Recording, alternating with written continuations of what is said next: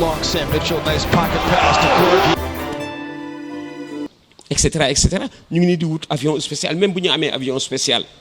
bu ñu war yóbbu delloo si ñu dana nekk lu cher alors yooyu war nañ ci gën a waxtaan pour que gars ñi gën a nekk dans les conditions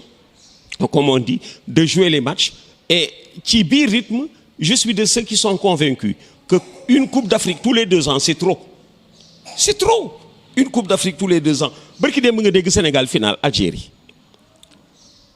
CAN 2019 léegi soo ko xoolee CAN 2019 jeex na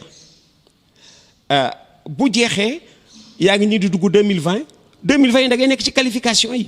boo lekk seen programme yi ñu am Europe imaginez Sadio Mané par exemple Liverpool qui va être champion d'Angleterre qui va gagner la coupe d'Europe etc qualification CAN yaa ngi nii de ce fait bu CAN bi jeexee rek at ma ngay dugg day nekk atu qualification bu jeexee nga duggaat ci beneen édition une coupe d'Afrique tous les 2 ans c'est beaucoup. Je profite de ton micro pour ubbi bi débat. Une coupe d'Afrique tous les 2 ans, c'est beaucoup. Il est temps, à l'image des grandes compétitions, ñu koy def tous les 4 ans. Tous les 4 ans. Coupe du monde, c'est tous les 4 ans. C'est la plus grande compétition. La deuxième plus grande compétition, c'est la Coupe d'Afrique, c'est la Coupe d'Europe des Nations. Moom it c'est tous les 4 ans. Et dañ koy def ci à 2 ans de la Coupe du monde. Gis nga ñoom fi ñu ko dugal. C'est tous les 4 ans. Voilà. dañ koy def à 2 ans de la Coupe du Monde la Coupe d'Europe des Nations il est temps que football bi en Afrique def CAF def une Coupe d'Afrique tous les 4 ans di ko def nag en année impaire parce que Coupe du Monde année paire la Coupe d'Europe année paire mais à 2 ans de la Coupe du Monde léegi bu ñu defee Coupe d'Afrique des Nations année impaire dana am nag léeg-léeg mu dugg ci année paire 3 6 9 12 gis nga fi muy ñëwee 3 6 9 12 daa ñëw paire bu nga xam ni mën nga fa télescoper Coupe d'Europe pas grave parce que du ñu européen Coupe du monde possible ñu seet nañ ka lañ koy mën a agencer ba éviter que parce que ci côté boobu la CAF a beaucoup à faire la CAF a beaucoup à faire pour aménager le programme des footballeurs professionnels yi nga xam ni seen programme bu ñu ko waree jumeler ak seen championnat qualification en Afrique day nekk lu xat lu metti pour les footballeurs africains. bu ñu tënkoo ci li nga wax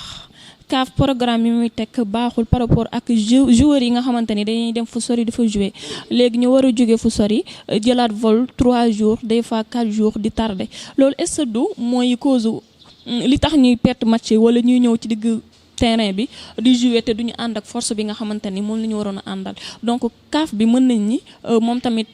responsable la. oui CAF responsable la ci parce que programme bi yàgg na fi c'est tout aussi vrai que li tax footballeur professionnel yi mënuñu éviter loolu footballeur professionnel yi li tax mënuñu éviter loolu moo di presque saison yi benn la Afrique Europe ñoo bokk saison dañuy tëjandoo c'est vrai que duñu ubbeendoo Europe yi jëkk ubbi léeg-léeg sax 1 mois plus tôt mais ñoom dañuy nekk ci ñaari championnat en Europe et en Afrique alors il est temps que CAF tenir ci compte pourtant CAF am na benn moment ñuy wut sécurité auprès d'anciens footballeurs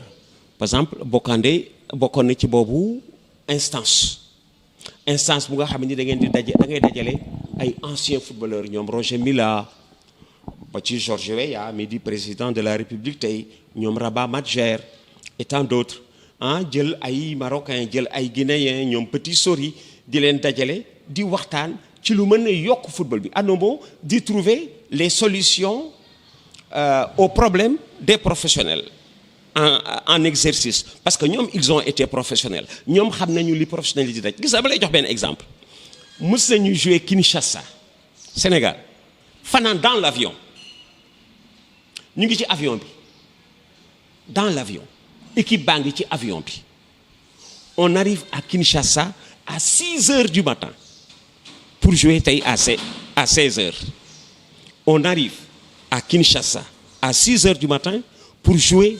à 16 heures on a fait match nul je me souviens on a même perdu le match à l'épreuve du tir au but c'est un autre exemple bu wane ni ñuy programmer suñu match yi baaxul et comme on est amateur après dañuy jouer rek dem suñu yoon xoolal ku fanaan dans l'avion fanaan ci avion mooy da nga nelaw toog toute la nuit dans l'avion ak si Kinshasa 6 heures du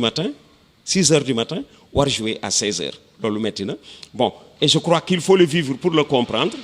il faut avoir joué au foot gis nga d'ailleurs dama lay yóbbante ci leen tukki xam nga loolu mën dimbale nga gaje sa match ñaari guddi nga fanaan ko ci dëkk ba nga jëm boo fa deful ñaari guddi amuloo chance gagner ñaari guddi suñu locaux yi keroog bi ñu leen di éliminer Conakry locaux yi équipe nationale keroog bi ñu leen di éliminer Conakry lii moo leen dab parce que li leen nax moo di keroog bi ñuy éliminer locaux yi à Conakry match bi dimanche la ñu jóge fi samedi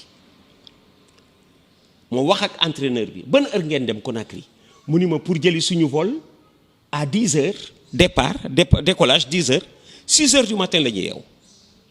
ci diggante 6 heures du matin defar seeni bagage di takk di dem au restaurant car bi di ñëw ngay dugg ci car bi dugal bagage yi jubal aéroport dem aéroport taxawaalu te defal enregistrement formalité embarquement embarqué Conakry tu arrives à Conakry vers 14 heures dem restaurant añ ñun la 16 heures entraînement reconnaissance des lieux parce que on est aujourd'hui samedi les joueurs sont debout depuis 6 heures du matin il est maintenant 16 heures ñu jëm entraînement reconnaissance entraînement bi moo di juste reconnaissance du terrain dem seet terrain bi na mu mel ban état la gazon bi nekk gazon bi ci état bi nga ko fekk moo lay wax ban dàll ngay sol loolu lay jëriñ état bi nga fekk gazon bi moo lay si parce que bu ñuy tukki daañu yóbbaale ñetti peeru dàll wala ñeent parce que xamuñu ban mootu terrain lañ fay fekk bu ñu demee ca terrain ba ci li ñuy soog a xam ban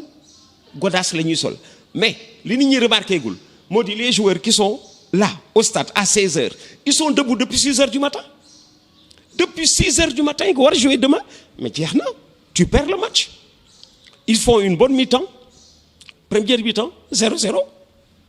ils prennent un but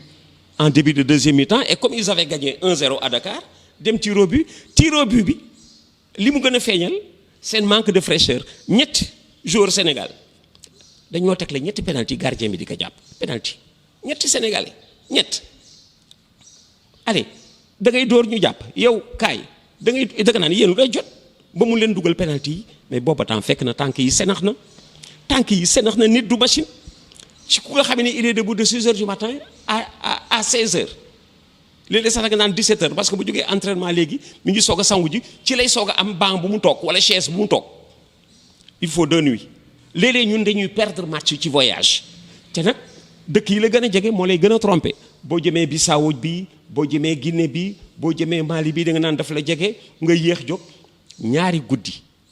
fa nga jëm di fa football soo fa fanaanul ñaari guddi amuloo chance gaje moo ñuy faral di dab et comme ce sont des amateurs les dirigeants qui décident pour des footballeurs professionnels loolu ñun xamuñu ko man xam naa ko man li tax ma xam ko dama football daan naa jógee Ndar di football si Dakar première division mooy Linguère bi tey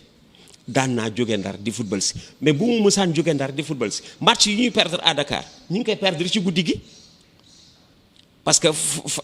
le fait d'avoir voyagé déjà match la nga ñëw di gan ci néeg boo xamul même bu dee 10 étoiles la première nuit ci gan tu dors mal mais c'est suffisant pour perdre un match ñun yooyu moo ñuy faral di dal et comme je l'ai vécu je me mets à la place de ce qu'ils font aujourd'hui moo tax bon suñu match yi di faral di jafe et la meilleure manière comme on dit de gagner un match c'est de bien voyager déjà quand tu voyages bien tu arrives à oublier le match déplacement bi lu mu jege il te faut 2 nuits parce que la première nuit tu ne dors pas c'est perdu ci deuxième mi ngay jéem récupérer mu nekk nag récupération bu la jëmee ci match bi autrement tu le perds. D'ailleurs il y a des spécialistes qui ont fini par dire remarquez que les équipes en déplacement perdent souvent en deuxième mi-temps les équipes en déplacement deuxième mi-temps lañ leen di gagner parce que voyage bi moo doon première mi-temps première mi-temps wu match bi di deuxième mi-temps wu jour yi léegi dara neewatu fa jeex na léegi dem ñu gagner la rek boo ci des.